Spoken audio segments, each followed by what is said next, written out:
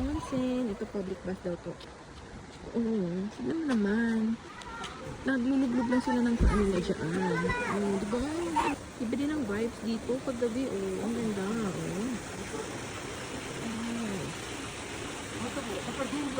Yung lutuan, dito ako nakabili ng eggs.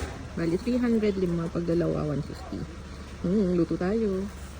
So, here's the egg. 12 minutes daw para maging hard-boiled. Ngayon ay 6:45. So, lublog natin. Ito tayo. Yan, may tali naman na siyang kasama. Tapos, ayan, dito. Dito mo siya isasabit. Yan. Okay, see you. Ay, tambay muna for 10 minutes na lang habang nag-aantay nung bird egg natin. Ayan. Di bang vibes din dito na paggabi? Naka-onsa na kasi ako kaya hindi ako mag-foot bath.